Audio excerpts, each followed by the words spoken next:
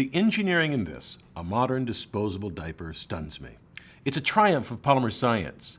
A super absorbent polymer soaks up urine, but that's only part of the story.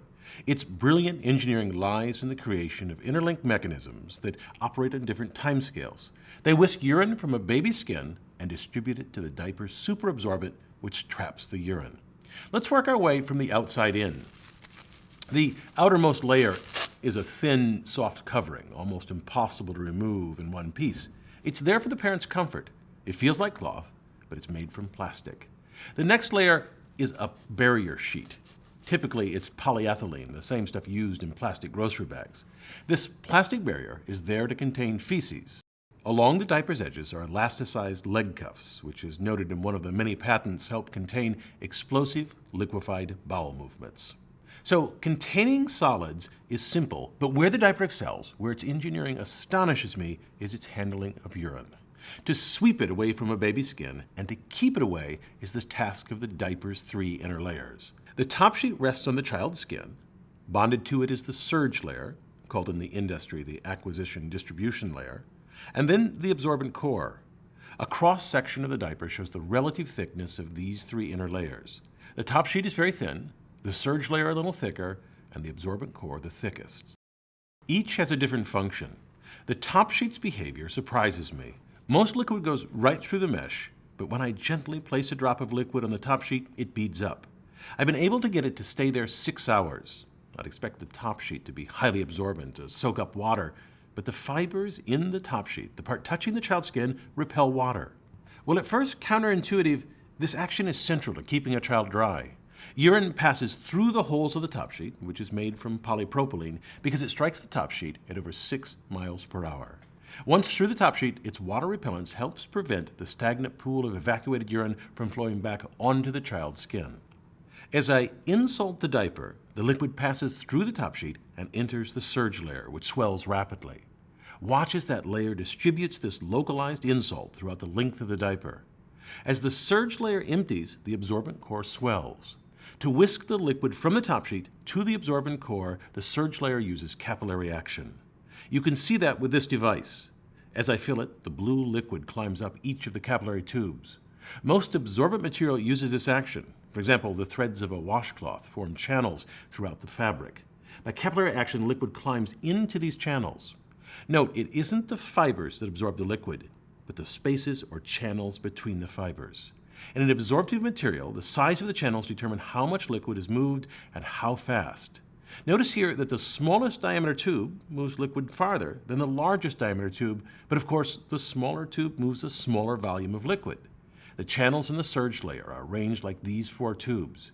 Near the baby skin, the surge layer has large channels. This moves a lot of liquid quickly, fast uptake, and then further from the skin, a more dense network of fibers which creates smaller diameter channels.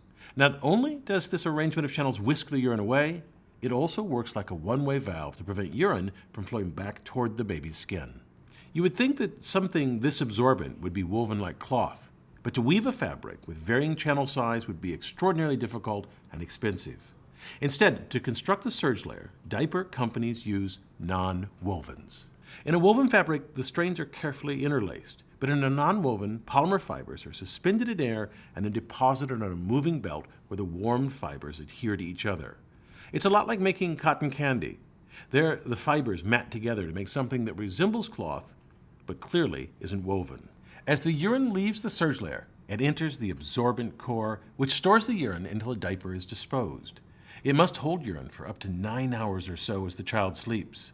A number 4 size diaper can hold about 400 milliliters of urine. The urine is trapped in a super absorbent polymer. Here I have 5 or 6 grams of that polymer. I'll mix it with 160 or so grams of water.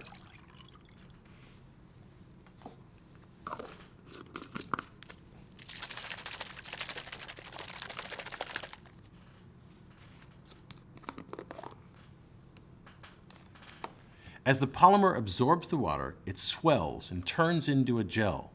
Now, these superabsorbents are truly amazing things. This bag contains hundreds of small spheres, each 4 millimeters in diameter, made of a superabsorbent polymer similar to what's in diapers.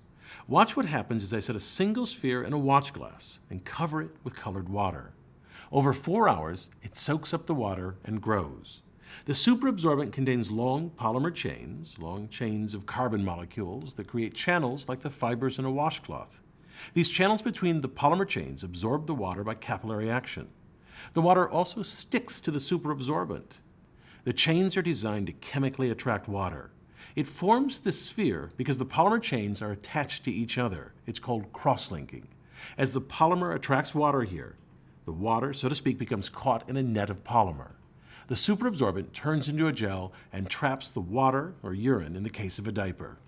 In fact, I can roll the sphere around in my hand and it still holds water even though it's some 99% water and 1% polymer. Superabsorbent is so effective that when it forms a gel with the urine, it can block the flow of urine to unused parts of the absorbent core. So in many diaper brands, it's mixed throughout with 15% or so cotton, which provides channels for water to reach the unused superabsorbent. The details I've shared with you about how a diaper works astonish me, but equally stunning is the speed at which this precision object is made. Diaper lines produce around 1,000 diapers a minute. You'll likely never see one in person. The way each manufacturer designs their apparatus to move a flappy object like a diaper at many miles per hour is a tightly held trade secret. I'm Bill Hammack,